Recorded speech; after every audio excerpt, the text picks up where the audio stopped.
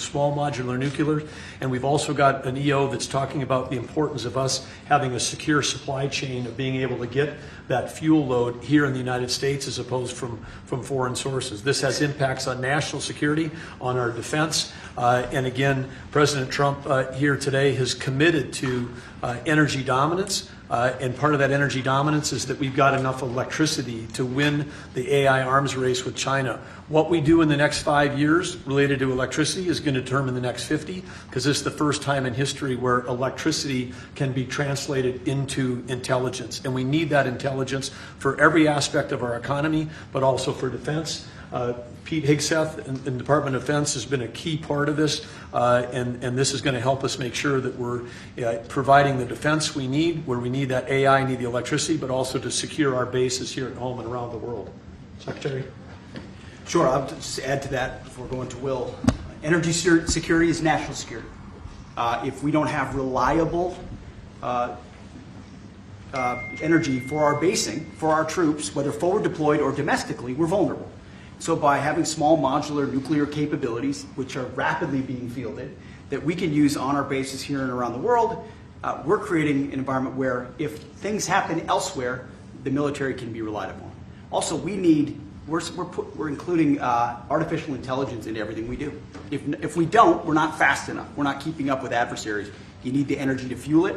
Nuclear is a huge part of that, modular or otherwise. So we're going to have the lights on and AI operating when others do not, faster than everybody else because of nuclear capability. So this is a big game changer for us as well. We're also talking about the big plants, the very, very big, the biggest. We're going to be doing them also, but we're going to start off a little bit. I think our focus today is the smaller module, but included in this group, we're also doing big plants where needed. They won't be needed too much, but they'll literally be able to do an entire state. And you've read a lot about cost overruns in a couple of states that were pretty significant, but we're not going to have cost overruns. And the technology's come a long way, both in safety and cost and everything else. Would a couple of you guys like to talk about your companies and you want to say anything? Joe, why don't you kick it off? Sure. My name is Joe Dominguez. I run Constellation Energy. We have about 25% of the nation's fleet.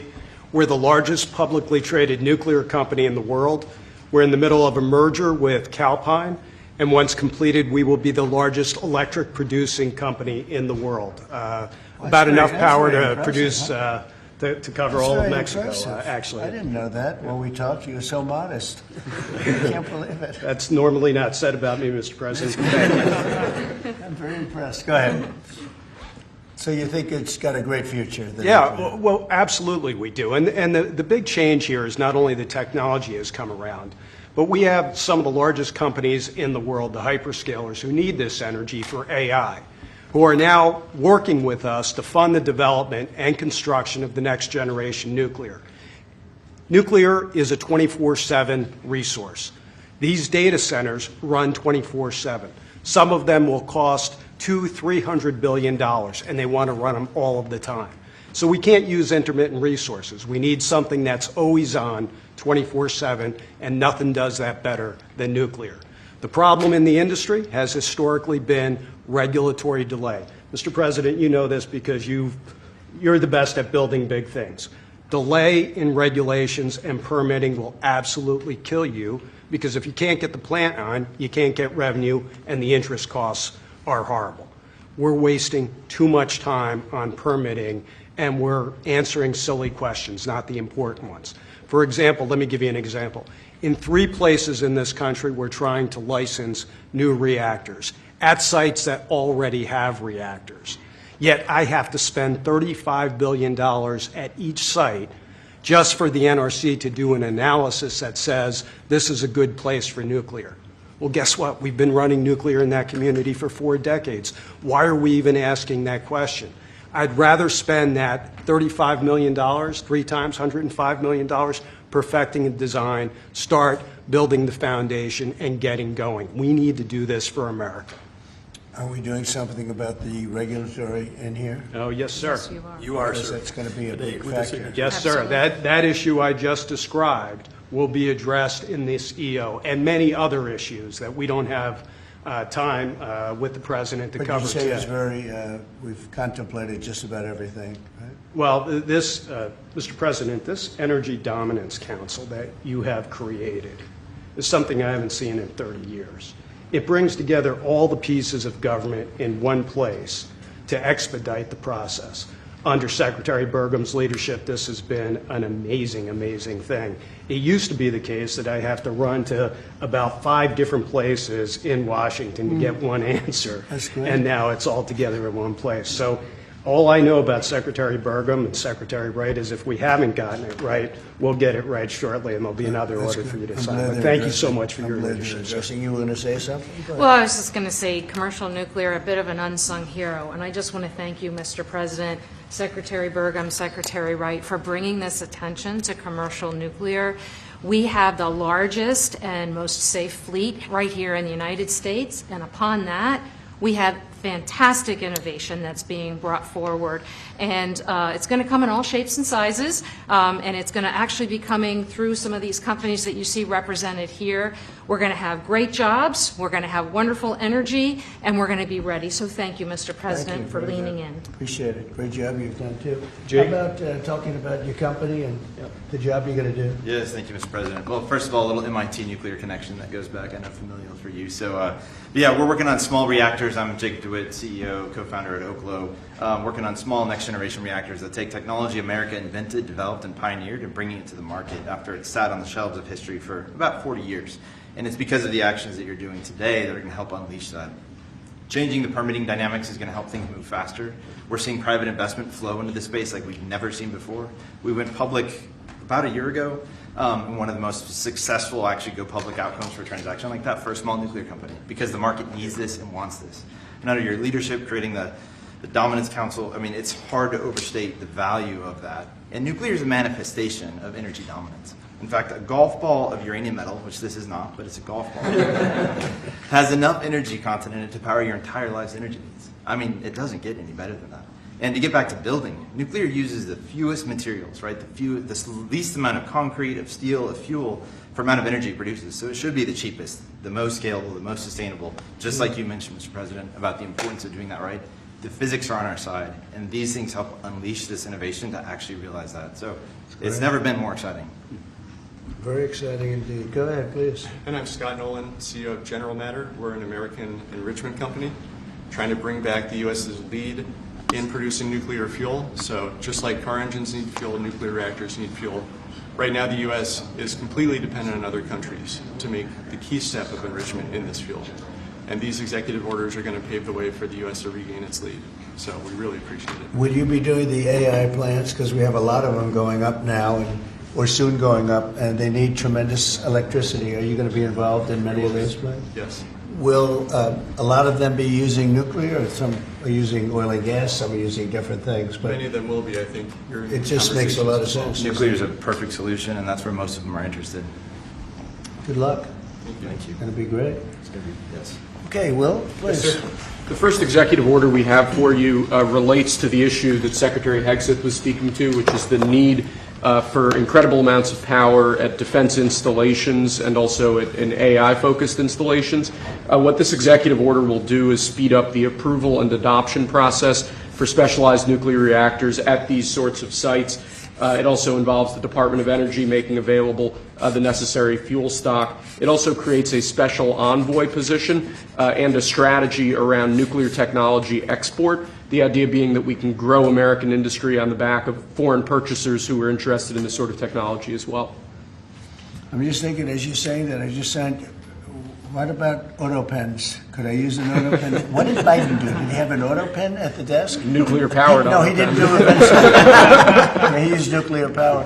You know, he didn't do events like this, I guess. That's all right. Otherwise, you know, you walk into the other side of the room, have an auto pen sign, right?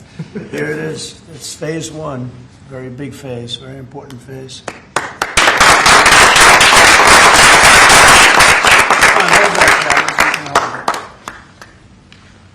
Sir, this next executive order is intended to reform the Nuclear Regulatory Commission. You heard a few of the people here speak about the complex regulatory processes that have really held the nuclear industry back. Before 1978, there were 133 reactors built in the United States. Since 1978, only 2 new commercial reactors have come online. That's because of overregulation, and the goal of this executive order is bringing that regulatory process into line with the actual needs of the industry and public safety, with an end goal of quadrupling the amount of nuclear power production in the next 2.5 decades. It's fantastic. It's exciting, right?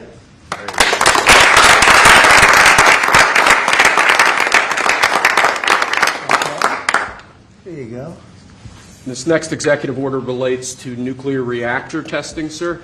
The degree of overregulation and governmental inaction in this space in particular has had the effect of throttling development of new, highly modernized nuclear reactors that could really revolutionize the field of nuclear power.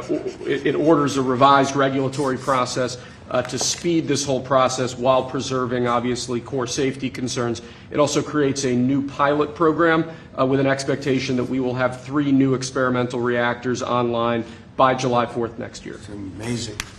That's exciting.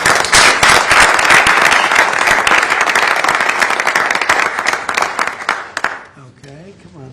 And lastly, sir, we have an executive order on reinvigorating the nuclear industrial base. There are a number of core issues here, including the issue with fuel feedstock that one of the speakers mentioned before. This executive order, among other actions, includes an invocation of the Defense Production Act in order to spur a closer collaboration with private industry to ensure that we have the fuel supplies we need for a modernized nuclear energy sector. In addition to that, it includes crucial provisions relating to the development of a nuclear energy sector workforce and a number of other key building blocks to the overall nuclear industry that we're trying to spur here. Great. Thank you.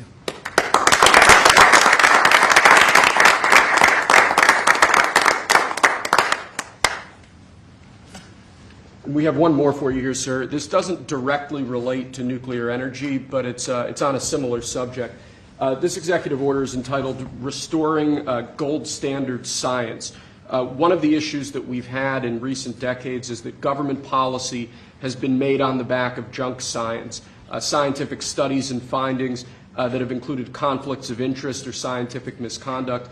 The purpose of this executive order is to recenter policymaking around gold standard science, scientific efforts that have followed appropriate scientific methods that don't include those sorts of conflicts of interest, and to ensure that when departments and agencies are relying on scientific studies to promulgate rules, to promulgate regulations, that the science that they're relying on is highly reliable and available to the public.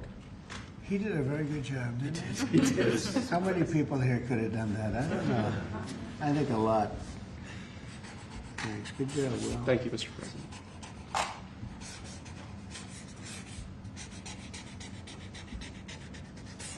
Is that it? That's all we have for you now, sir.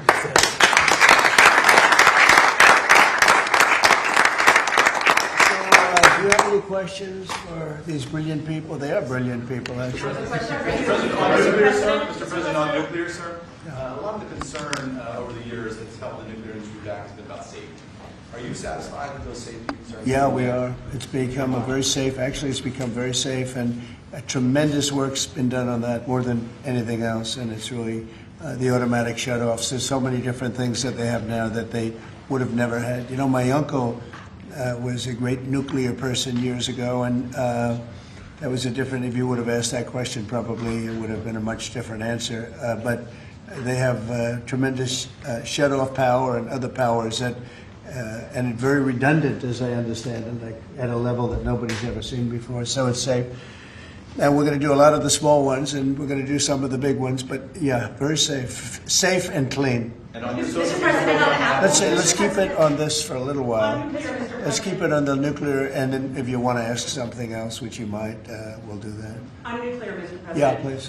What did you say to folks who are concerned that speeding up licensing or even doing fuel reprocessing raises safety and proliferation? Yeah, we're going to get it very fast, and we're going to get it very safe, and we're going to get the people in and out, and they're going to do plants. In many cases, they'll do 3 or 4 smaller ones and put them together.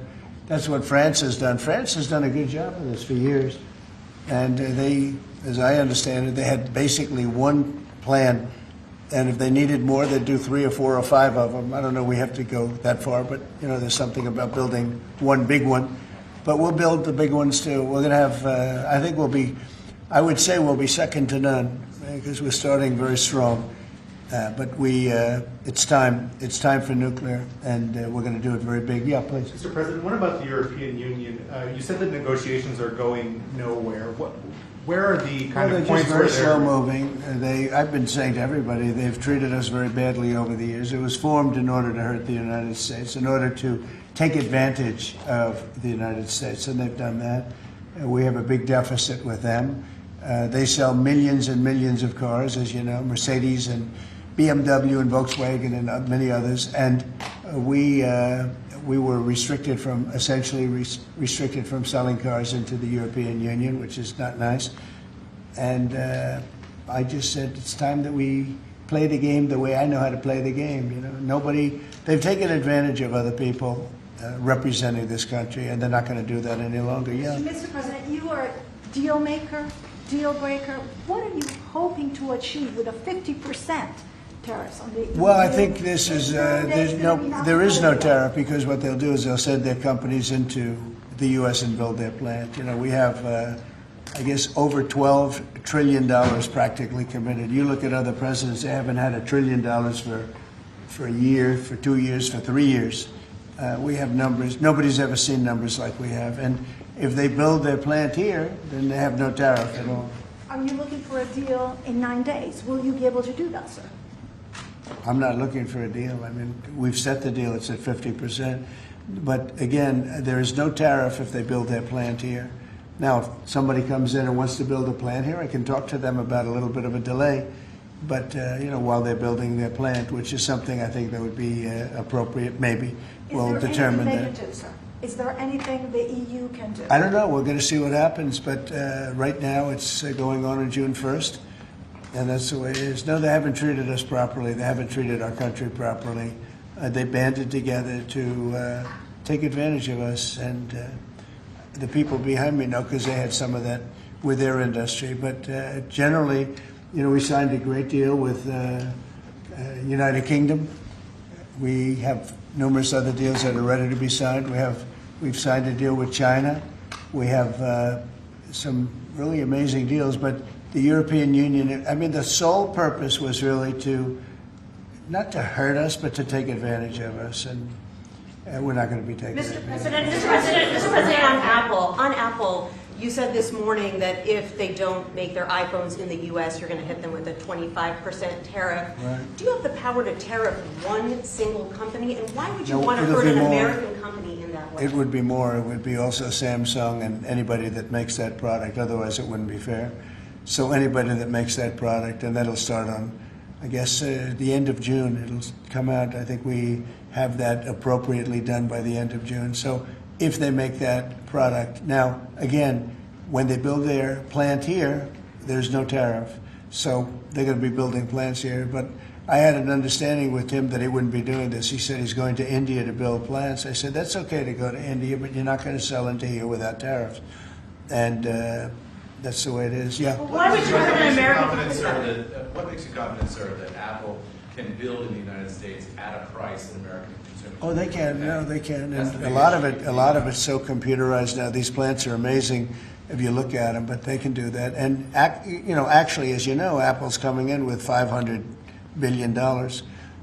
So are the chip companies. We have all of the chip companies coming in. The biggest, $500 billion, $200 billion, $250 billion they're spending. But we're talking about the iPhone now, and you know, the iPhone. If they're going to sell it in America, I want it to be built in the United States. They're able to do that. When you say that Walmart should eat the cost of the tariffs, is that an acknowledgement that it is U.S. companies that bear the brunt of tariffs, not foreign countries? Sometimes the country will eat it, sometimes Walmart will eat it, and sometimes there'll be something to pay, something extra. I've always been a fan, and I've always believed, and if you look, take a look at what I did 4 years ago. We had the greatest economy, and we had no inflation. Remember that. We had no inflation, and yet we had hundreds of billions of dollars of tariffs that I put on China, yet we had no inflation. We had no big cost differential. Oftentimes, and I don't like it when a department store, because they'll do a lot of business, but they announce record profits and everything else. They have to take out some of their profits. They'll make a little bit less money. But I don't want the consumer. I don't want the consumer to pay. But why impose tariffs that are hurting American businesses? They're not hurting. They're helping because they're creating jobs in America. We're creating tremendous amounts of jobs in America like you've never seen. We're having investment in America. We're not getting ripped off by every country in the world. We've been ripped off by every country in the world. They're making their product. They sell it. They don't give our people the jobs. They make them with other countries' jobs. And we will have something that nobody will ever see again, I think. I think we have a potential to do numbers that we never envisioned in the wildest year. Look at what's happening. 10 to 12 trillion dollars in literally a couple of months. It's nothing like that's ever happened. It's we're doing a very special thing. We want, if they're going to sell it here, generally speaking, not for all products. There's some products we don't want to make. And frankly, we're much better off getting them elsewhere. But for certain products, we want cars. We want to make cars. We don't want to have, and I like Canada very much, but we don't want to have Canada making our cars. We want to make our cars. Oh, it's a phone call. Do you mind? Hello? Okay, it's only a congressman. I'd let you know, actually. Mr. President, are you Yeah. considering stopping other universities from taking foreign students? It's a different congressman. They're all congratulating us. Is that an iPhone, sir? Yeah, it's lucky it is. Right? Okay, let's go. Are you considering stopping other universities besides Harvard from accepting foreign Well, we're students? taking a look at a lot of things. And as you know, billions of dollars has been paid to Harvard. How ridiculous is that? Billions. And they have $52 billion as an endowment. They have $52 billion.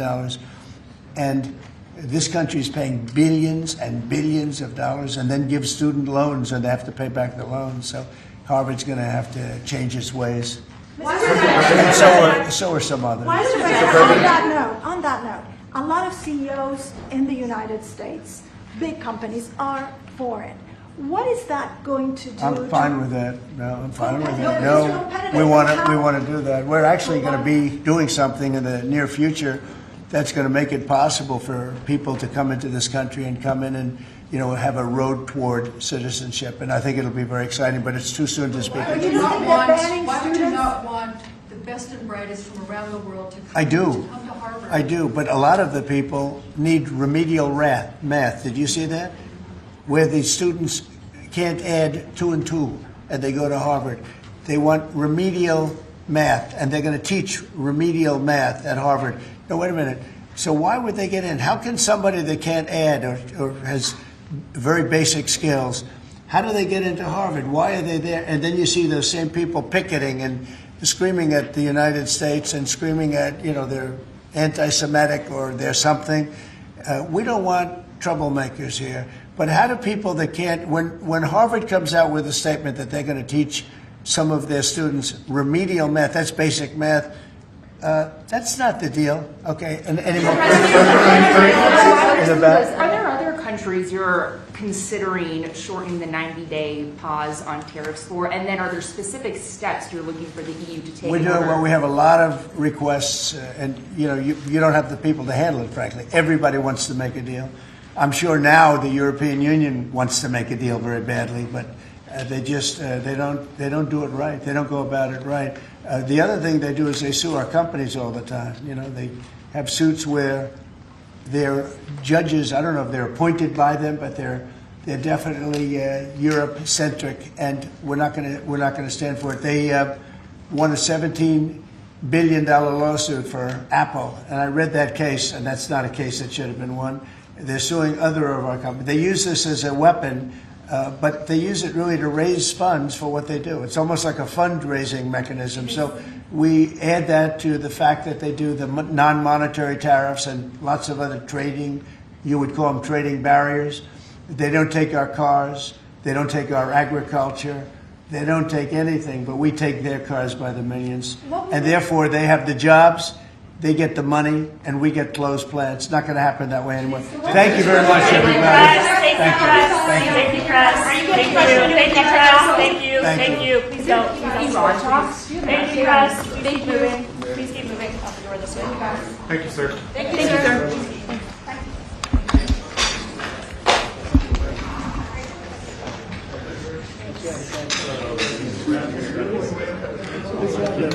You think that's fun? You think that's easy? Huh?